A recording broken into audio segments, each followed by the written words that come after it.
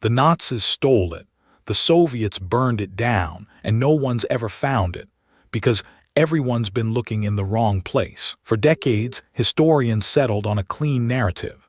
The Amber Room, that legendary chamber of fossilized resin and gold leaf, was destroyed in 1945 when Soviet forces firebombed Königsberg.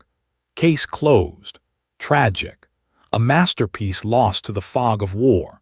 But that explanation rests on a single piece of evidence, a Soviet officer's claim made under circumstances we need to examine closely. The room itself was constructed in Prussia around 1701, a gift from the King of Prussia to Peter the Great.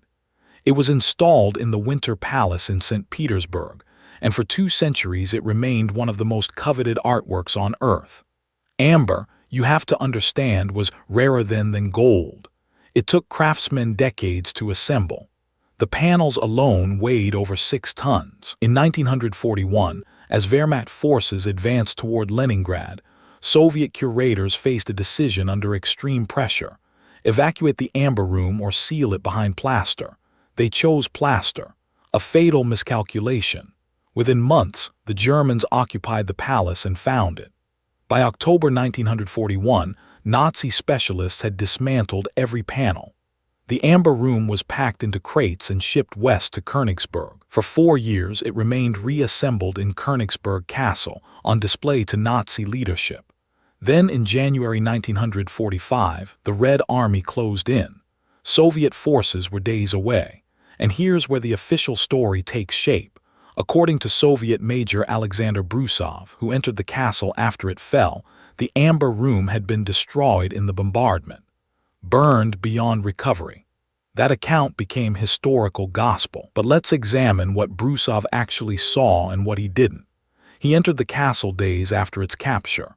The building was damaged, yes, but the specific room where the Amber Room was displayed. He never documented finding amber dust, charred panels, or the gold fittings that would survive any fire. He reported destruction based on what he didn't see. That's a critical distinction. Meanwhile, German records tell a different story. In the weeks before the Soviet advance, Nazi officials were moving high-value art out of Königsberg. Thousands of pieces, paintings, sculptures, manuscripts were being shipped to bunkers deeper in Germany. The Amber Room, weighing 6 tons and highly portable in its crates, fits that pattern perfectly. Why would it be left behind? In 1997, a German businessman named Hans Benz made a claim. His father, a Wehrmacht officer, had helped evacuate the Amber Room to a bunker in Lower Saxony before the castle fell. Benz claimed it was hidden, not destroyed. He provided specifics, coordinates, bunker designations, names of officers involved. Most historians dismissed him, but the timing of the evacuation records he cited was verifiable. The cost of accepting the Soviet narrative was high.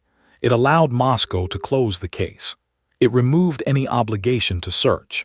And conveniently, it meant no one could demand the Amber Room's return because it no longer existed. That's the decision being made under pressure. Admit you lost a priceless treasure in wartime chaos, or declare it destroyed and move on. Which would you choose if you were Stalin? The real explanation likely sits somewhere between the extremes. Evidence suggests Nazi officials did attempt evacuation in early 1945. But whether those crates made it to Lower Saxony, or whether they were captured, destroyed, or buried in a bunker that's since been sealed or lost, that's where the trail goes cold.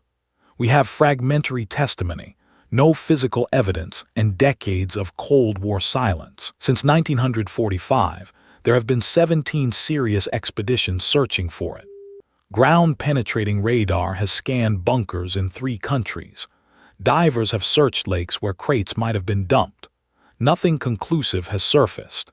The Amber Room remains the most valuable artwork ever to vanish during wartime, worth roughly $142 million in today's currency. What we know for certain is this: someone made a decision in 1941 to hide it instead of evacuate it. Someone else made a decision in 1945 to either evacuate it or allow it to be destroyed. And someone in Moscow made a decision to accept a convenient story rather than conduct a transparent search. Each decision narrowed the options available to the next person. The Amber Room teaches us something uncomfortable. The most enduring mysteries aren't always unsolved because they are unsolvable. They are unsolved because the people with answers made choices to keep them hidden. And once enough time passes, those choices become indistinguishable from the truth. The fog of war isn't just about what happened. It's about what people decided to say happened. Subscribe for more cases where the official story cracks under scrutiny. Because the real treasure hunt isn't just about finding lost artifacts. It's about finding the decisions that buried them. Subscribe. New unsolved mysteries drop every week, and some of them might be hiding closer than you think.